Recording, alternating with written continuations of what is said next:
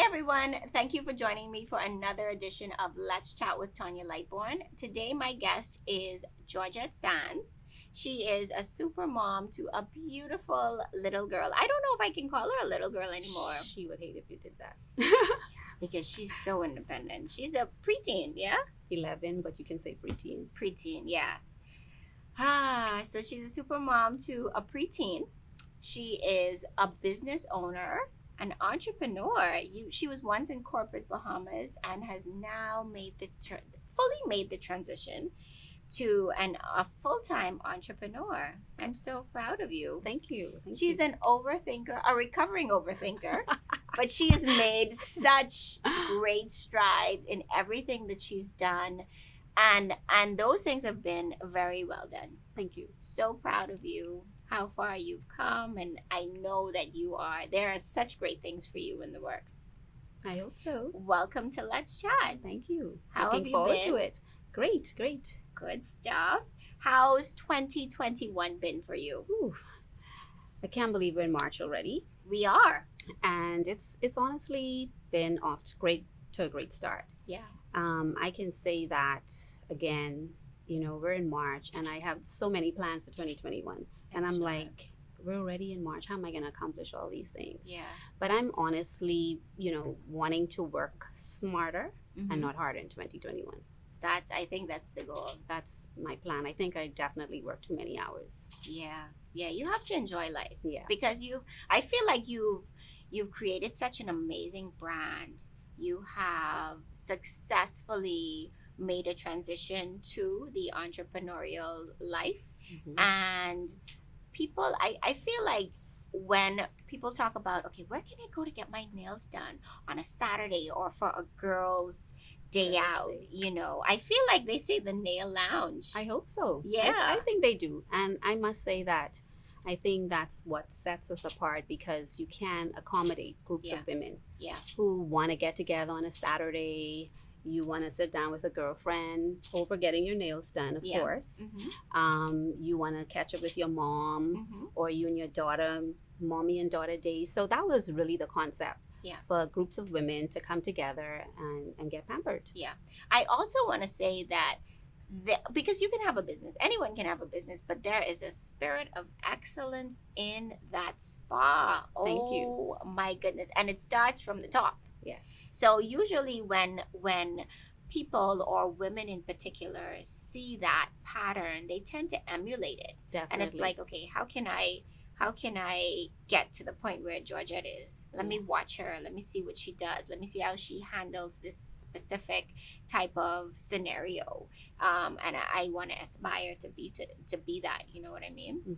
So definitely, I want to say kudos to you for creating the brand, and I think it's what we needed. Yeah. Because other than that, it would be the hotels, etc. But there was nowhere in town that you could come and feel pampered and valued, and the price point is affordable. Definitely. And that was a part of the vision, because like you said, I mean, getting your nails done, getting your hair done, getting a waxing services, to me, is more than just getting those things done. It's the experience. It's an experience, correct. And you will get that experience at a hotel, and I wanted locals as well as tourists to feel that when they come into the nail lounge. Absolutely. So we kind of just jumped in there, right? Yes. Let's backtrack a little bit. Okay. So tell us a little bit about you. Let me have you describe yourself in 3 words. 3 words. 3 words. I would have to say that I think I'm a trendsetter.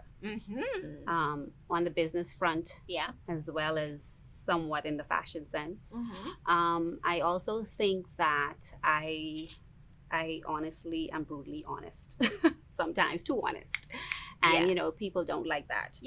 But I feel like why not be honest? Why sugarcoat? Yeah, why sugarcoat? And also, I would like to say that I'm a perfectionist. I overthink everything. A staff meeting, I'm up all night. Really? And we have these staff meetings monthly, and every staff meeting, I'm nervous. Really? And it's even when I used to take exams in college, I would be anxious. I would be nervous, and it's because I'm overthinking everything. Well, the first thing I mean, I've heard that it's great to identify your flaws, Yes. regardless of what it is. The first thing to do is identify it. Then you know what you're working with. So you know that if you have a staff meeting on the 25th, you know that the 24th, yeah. But I'm getting better. I must say that was part of my 2021 goal. Yeah. Is that, you've done enough of these. And a lot of times when I overthink it, I get in and I'm like, that's all it was? Yeah. So I'm starting to relax a bit. I usually prepare ahead of time. Yeah. And so I write down my notes, like as I'm in the salon and something happens, I'll write down, okay, staff meeting, remember to mention this. Yeah. I put an agenda together. I do all of the things that when I was in corporate Bahamas and working that I did there, I tried to incorporate that in the salon. Yeah. Because whilst it's only beauty, is still, again, to create that experience. Absolutely. And consistency is key to me. Yeah. I don't want you to come to get your nails done today or your hair done today and you have a great experience and then another 3 weeks it's a bad experience. Agreed. And so the consistency is created from me straight down. I tell the front desk administrators why it's important, the nail techs, the hair stylists. And, they get tired of me saying the same thing over and over and over. I'm like, basic things. I'm like, people pass about 15 salons before they come downtown. Yeah. And if they're going to choose to come downtown to the nail lounge, we have to make it memorable. Yeah. And I honestly embody that. What I love is that you are a boss, supervisor, manager that's in operations every day. I try to be there. I see you at the front desk all the time. If I happen to walk past on the days that I am in town. You're there. Yeah, my staff probably don't like that. Well, but you have to be in your business. Absolutely. And that's where we go wrong. Like you think, even when I was in corporate Bahamas and I knew I always wanted to have my own business. But I always wanted to be in my business because I'm passionate about the beauty field in general. Yeah. And then honestly, when you're there, greater things happen. It's not like you don't have a team that you trust or what have you, but it's your brand. And when people walk out of there, they're not going to say, oh, so-and-so did my hair and I didn't like it. They're going to say the nail lounge. Absolutely. I didn't like my nails, so-and-so did my nails. They're going to say, oh, the nail lounge. And that's my brand that I'm very proud of and that I've created. So I want the experience to be top-notched and I want it to be consistent. What would you say to the young lady or to the woman who is in corporate Bahamas, who is thinking about creating her own brand, starting her own brand, but she may or may not, take the leap. She may have a side hustle because for a period of time this was your side hustle and you kind of checked in, on when necessary, whether it was working in the morning, lunchtime or nights, doing the work to make sure they have successful days. What maybe 3 pieces of advice you would give her? Well, definitely, I think timing is key. I knew that I always wanted to do it full time. However, you have that leap of faith. Something tells you when you're ready. Absolutely. And I knew when I was ready. I went to my boss, who is an excellent employer, and I told him what I was doing. Because I was a very good employee. Yeah. And that's where people go wrong. To be a good employer, you have to be a good employee. I believed in coming to work on time, being ethical on the job, all that stuff. So to me, you have to work somewhere first. I personally believe that. And then I honestly believe you should have some money saved somewhere. Because initially, people look at it and think it's easy to open up a business. Of course. But if you have $15 in the bank, initially you don't make profit. Yeah. And so when I opened up the first day, I thought people would be swarming in there. And this was a rude awakening. I think the first day, I had like 3 customers. And I'm like, what? Like, that's nobody's in here? Like, all I put into this? And you realize quickly that you have to market your business. Yeah, and it's very sobering. Yes. So having money saved is important. Because when it comes to paying the overhead and the staff, you don't want to have any excuses. Yeah. So I had to dip into money that was saved early on. And it's a good thing I had that. Yeah. So I would definitely say timing is key. Make sure you have some money saved. And also try to run your business like it's a multi-million business. Like, pay yourself. Right. Make sure pay yourself. Make sure not give discounts to everybody you know. Like, people will walk in there. My mom never asked me for a discount. Wow. And she has been in my business, I mean, coming as a client from day one. And she's never asked me for a discount. Never once. Full price. Full price. She gets a discount now, but 7 years in, you know, but initially it was never a discount. Awesome. She understands overhead has to be paid, you know, that the persons in the business that provide the service have to be paid. So it was never, you know, like on a birthday, of course, I would give her a gift card or give her a little discount, what have you. But Bahamians have this notion that, you know, when they come to your business, because they know you, they should get a discount. I don't ask for discounts when I go in people's business because I know what it is to run one. And also, they also think that these things are cheap. Like it's very expensive running a business. So, you know, I would say, I hope I answered your questions. Yeah, but for sure. Definitely, it was a rude awakening for me, you know, being in 6 years now, going on 7. You have to just definitely be wise. Wow, that's a mouthful. Yes. So we're going to pivot a little bit. Okay. We're going to talk about Gabrielle, your gorgeous preteen. Strong-willed. Yes. But still You've gracious. Met her before. Yes. Love her spirit. Who is she more like? Oof.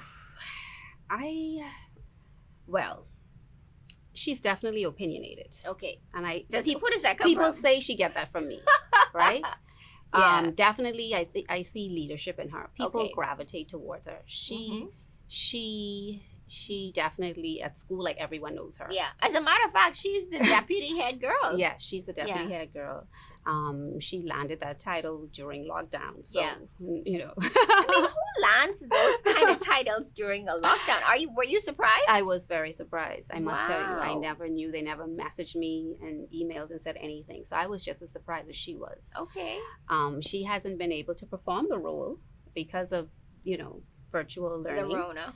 But I was proud of that, needless to say. That is amazing. But she is honestly, she's not affectionate at all. And I people say that I'm not affectionate, but the older I get, the more affectionate I become. Okay. So I see traits of her dad and, you know, myself. But I would like to think that, I think she's more like a dad than I am. Yeah. Yeah, for sure. Okay. Than she's like me. How would you describe your parenting style? I would like to describe my parenting style as very old school. Yeah? Yeah, I am I'm the strict one. You're the strict one. Yes, she definitely calls me mean. Mommy, you're so mean. You know, why can't I do what all the other girls are doing? And I'm like, I don't care what the other girls are doing. I said, be a leader, not a follower. I tell her that all the time. I said, just because everyone else is doing it doesn't mean you need to be doing it. Yeah. And she sometimes think I'm too hard on her, but I was brought up by my grandmother. And she was on the strict side. So the old school way of parenting, making sure you have chores. She hates it, of course. Of course. Making sure your room is clean before you can get your phone. Making sure homework is done. Yeah. The routines. So I would like to think I'm more on the disciplinarian side. Okay, awesome. So let's touch on that because you said something. As an older mom, how old were you when you had, not exactly, but like ballpark? I can tell you that. It's no secret. I was 36. You was 36. So as an older mom, how do you feel, what do you feel parenting has taught you? As an older mom? Yeah. As an older mom, I think you have to, you know, basically have that balance between, okay, I want to be old school and firm. Yeah. But this is a different generation we're dealing with. Generation and X. So I try to have the balance with her. Yeah. Like I love to dance. So on Friday nights, we're listening to soca. You're having dance parties? All the time. No way. We're doing soca and she wants me in her little TikTok sometimes because she knows I like to dance. Yeah. And then she said, but mommy, you can't dance. So you have to have that balance. And also as an older parent, I believe that you should put a little aside, like from early on. Again, this is the business side of me. Right. Because they grow very quickly. And next thing you know, they're off to college. So like, you know, having that college fund. Yeah. is very important. So I believe as an older parent, that's something I wanted to do for her. So when she's in the position to go to college, and hopefully she chooses that path, because this young generation, they have their own mind. Exactly. That I would be prepared for that. You know, they say the days are short, but the years the days are short. The days are short, but the years are longer. Yes, I think. Boy, y'all correct me. Something like that. Something like that. And so, you know, you're an entrepreneur. How do you balance? Yeah, I would say that's where I struggle. Honestly, I work a lot. Once I leave the salon, I come home and I'm thinking, oh, I have to sit at my desk and do something. I want to just eat, shower, and go to work. Go back to work. Like, honestly. And I get my best work done when I'm home at my desk. So balancing for me, I'm off on a Sunday and Monday. So I try to always find something for us to do. Whether it's go to brunch, she loves food. And I love food as well. So cooking is always something that we would do together. You bond over that. Yes. She wants to bake cookies, or she wants to do something in the kitchen. Or on a Monday when she's off, especially if school is out, she wants me to take her and her friends out to eat. She loves to eat. So I try to, on my off days, include her as much as possible. And that's how I maintain the balance. And so it sounds like you've had to learn her love language. Definitely. Or love languages. Definitely. Definitely. Would you say that's something that one day, like you had a eureka moment, or you had an epiphany, or it took you a minute to learn? It took me a while, because I would hear her on Mondays saying, Mommy, you working again? Or can you take me to IMAX? Or, you know, and I can always think of something I need to do. And then that's what she wants exactly to do. And she would, even on Sundays, I remember having this conversation saying that I want the salon to be open on Sundays, right? Because a lot of people would ask, like, you know, this is our off day. Why don't you be open on Sundays? And she heard me in a conversation. She's like, Mommy, please don't open on Sunday. And that was when she was younger. Now she probably don't care. But, you know, I thought about it, and I'm like, you know what? Like, you know, people say this all the time, and it didn't register, but they grow very quickly. When they want to spend time with you, that is when you spend time with them. Because now I can't get her to spend, I want to, like, come and sleep in Mommy's room, please. She looks at me like, no. Are you? And before, I'd be like, out of my bed, please. Go in your room. So, you know, you have to cherish the times that they want to spend with you, and they go by very quickly. And so now it's like I'm begging her to do things with me. Really? Yeah. So I am now unwinding a lot. So when she wants to do something with You're me, like available. I definitely make the time. Even on my way here, she's like, Mommy, can we go to IMAX? You know, IMAX is open. And I'm like, well, it may not happen today, but maybe tomorrow. Like, you know, after school. So I definitely try to incorporate her more. And even she spends a lot of time with me at the salon on Saturdays. And so now I would at least craft out an hour or two. She loved to go to Starbucks to have coffee. So you would go. Yes, I would take her. She wants to go to Dunkin' Donuts for a little treat. So I would leave the salon and say, okay, let's go. Take the walk. Yeah, we take the walk. That's really nice. And I wouldn't do that before. So I feel like, you know, that's a change that I've made. That's amazing. What do you think about, well, I'm sure I know what you think about it, but how have you instilled confidence in her? I know she's a leader. She seems to be very strong-willed. That's inherent, right? I think she got that from me for sure. How do I instill confidence? Well, I like to lead by example. And for me, it's something as simple as going to the food store. I don't believe you should go out of your house looking any kind of way, right? So she would always, anytime we have to go just to the food store, she'd come, Mommy, is this okay? Right? Oh, wow. I thought you were going to say, she'd be like, Mommy, where are you going? No, you plan to see somebody special? She puts me in my place now. If I'm going out, she's like, Mommy, that doesn't look good, or why are you wearing that, or what have you. But you know, from a confidence standpoint, I definitely always try to tell her to be independent as well. I pride myself on being independent. And, you know, whether you may have a silver spoon or grew up with a silver spoon, to me, I believe in hard work. So when we go to the food store, sometimes she has her own money. And I'm like, didn't you say you wanted all these things? Go and pay for it, right? So she'll go to the cash register, and the minute they tell her how much something costs, she's putting it back. right? All of a sudden. But if I'm spending my money, of course, she's like, oh, mommy, can I have this? Can I have the next? And all this stuff. And sometimes I just do it on purpose. We're in Starbucks. I'm like, you have money, go to the cash register. You pay your $6 for your drink. And so she can appreciate that money doesn't grow on a tree. I work very hard for, these coins. And so that all instills confidence, because to me, she knows now that she had to be independent. She wants to always look her best. And she always I always tell her, like, take your time when you're doing something. Don't rush everything. Even with her schoolwork, she'll be finished in 10 minutes. And I'm like, but just think about it a little longer. Go over it. Try not to do what everybody else is doing. I always tell her that, because I believe that, everyone can do the same thing, but you want to set yourself apart. And so she tells me I talk to her like an adult, which is good. They say that when you have babies or toddlers, that you shouldn't talk to them in that baby language, right? That you should talk to them as though they understand you. So I assume the same thing. I mean, I know the same thing carries over when you have preteens, et cetera, that you talk to them. I try. I mean, and for me, having one child too, it makes it even, because she's always around adults.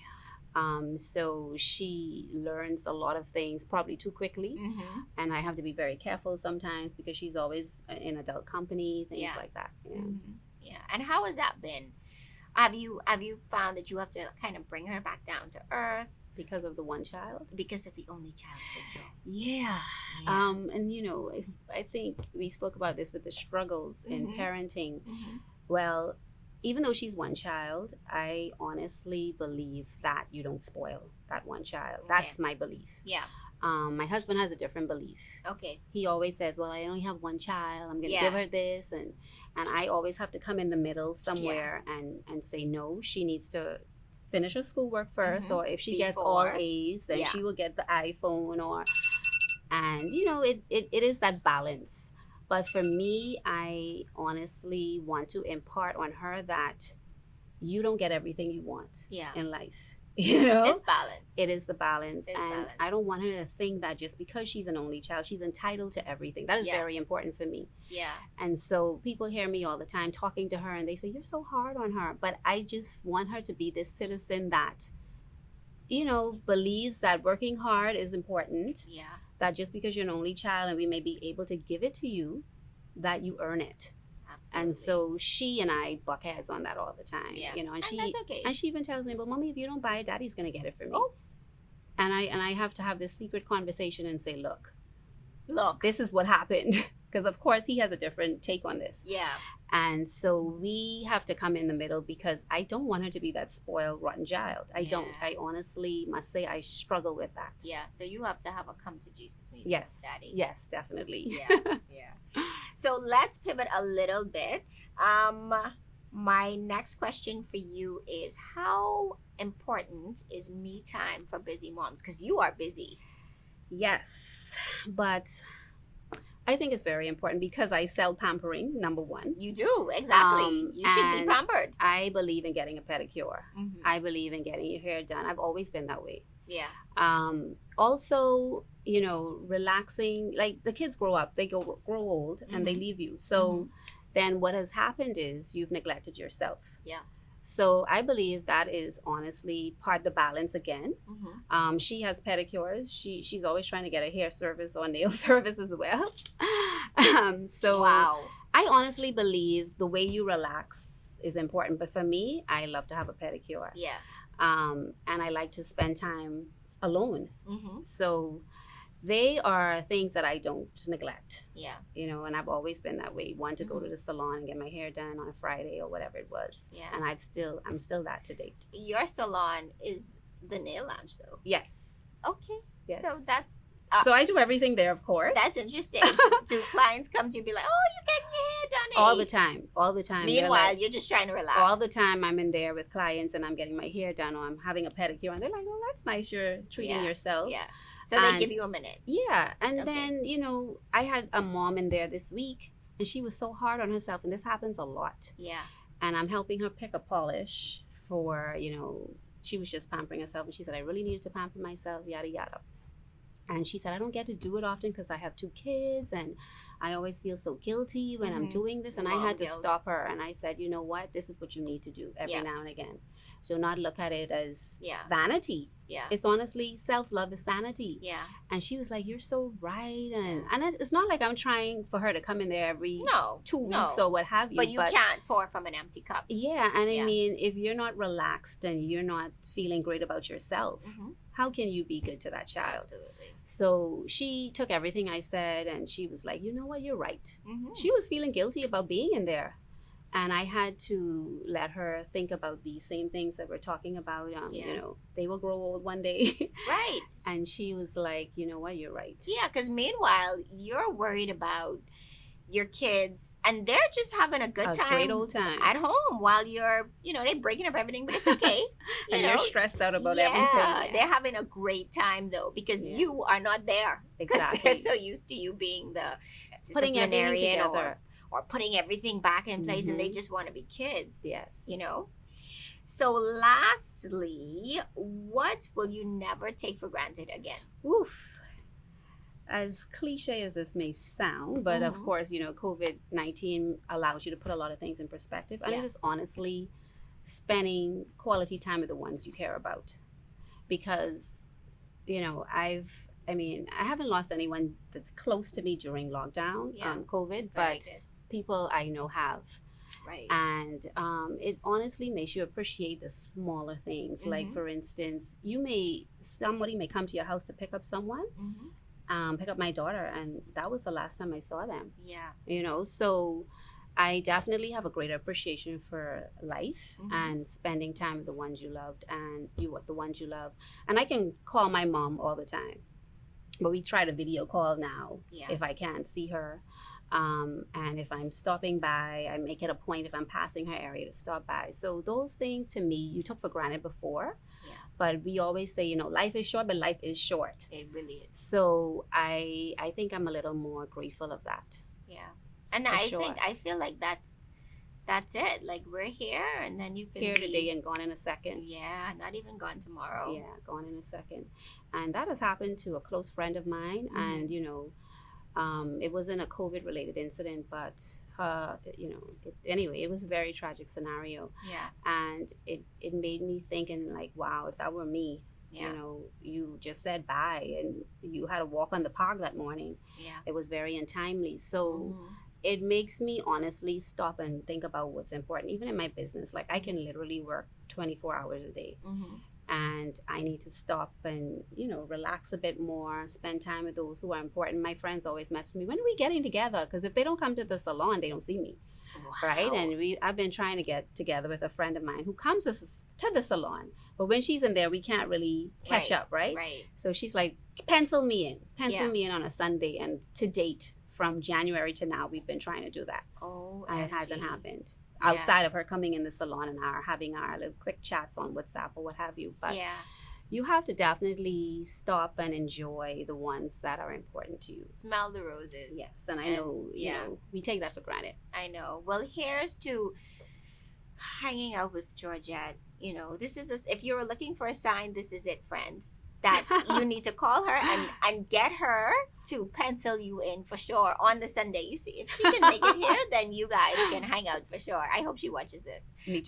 It was so great having you. Thank you. It was a pleasure. Always great gems that you've dropped in and out of the spa, in and out of the salon. Yes. I always felt like what you do is a ministry. Like, you know, you being in the business, you creating the brand, you starting the business, women gravitating towards you, just talking and enjoying services while you're there, by extension your team. That's a ministry, in my opinion. Thank you. And coming from an IT background, which a lot of people don't know as well, like I was in information technology for 20 years. Yeah. And a lot of people were like, what did you do before the salon? And when I tell them my background is IT, they're like, IT? What? Like, they don't see IT, right? No. And I remember. That's what I did for 20 years. So, excellent. But I always wanted to have a salon, so. Yeah, so you definitely had those standard operating procedures. Always. In place. Always. Have to be systems. Yes. Yeah. So thank you for gracing us with your presence. Thank you for having me. It was such a pleasure. Thank you for coming onto the Let's Chat platform. This is what we're here for, to talk with women who are inspirational and aspirational in their own right, and who are doing things and getting it done while being a mom, on top of everything else. Thank you. So we'll see you guys soon. Same time, same place. Have a good day. Hey guys, you've made it to the end of our video. If you'd like to reach out, email us at letschat@TonyaWilliamsLightbourne.com. Don't forget to like, follow, and subscribe for more exciting sessions. Cheers.